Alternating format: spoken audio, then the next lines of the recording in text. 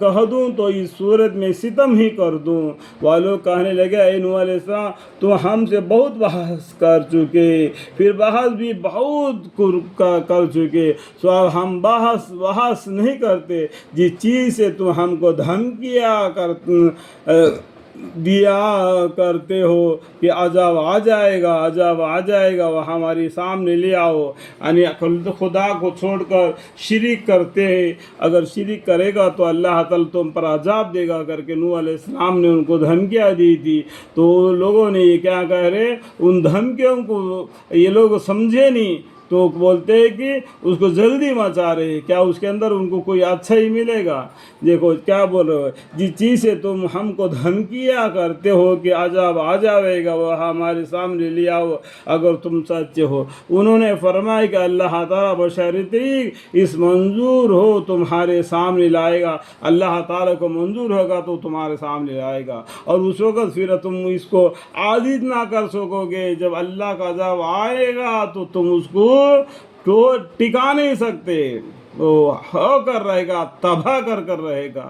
اور میری خیر خواہی تمہارے کام نہیں آ سکتی۔ اس ٹائم پر میں تمہارے لیے کتنا بھی خیر کروں کو کام نہیں آ سکے گا، گو میں تمہاری کیسے ہی خیر خواہی کرنا چاہوں جبکہ اللہ ہی کو تمہارا گمراہ کرنا منظور ہو۔ اللہم اغفر، وہی تمہارا مالک ہے، ایک اللہ ہمارا مالک ہے، رب العالمین ہے، اس کے پاس تم کو جانا ہے، جس نے ہمیں پیدا کیا پھر دوبارہ اسی کے پاس جانا ہے۔ کیا یہ لوگ کہتے ہیں کہ انہوں نے یعنی محمد صلی اللہ علیہ وسلم نے نعوذ باللہ ایک قرآن تراش لایا ہے، یعنی اپنے ہاتھوں سے بنایا ہے، اعلان کی پیغمبر صلی اللہ علیہ وسلم کو علم بھی نہیں ہے؟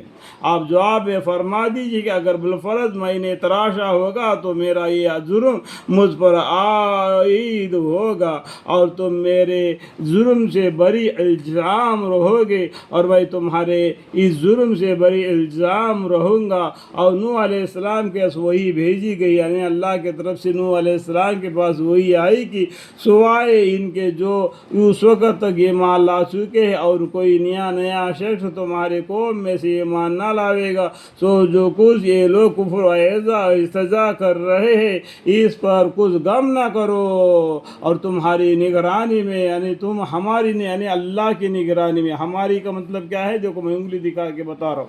اور تم ہماری یعنی اللہ کی نگرانی میں اور ہمارے حکم سے یعنی اللہ کے حکم سے کشتی تیار کر لو، اور مجھ سے کافروں کے بارے میں کچھ گفتگو مت کرنا، اور سب غرق کیے جائیں گے۔ اور کشتی تیار کرنے لگے، اور جب کبھی ان کے قوم کی کسی رئیس گروہ کا ان پر گزارا ہوتا تو ان سے ہنس کرتے۔ آپ فرماتے کہ اگر تم ہم پر ہنستے ہو تو ہم تم پر ہنستے ہیں، جیسا تم ہم پر ہنستے ہو، سو ابھی تم کو معلوم ہو جاتا ہے کہ وہ کون شخص ہے جس پر ایسا عذاب آیا چاہتا ہے جو اس کو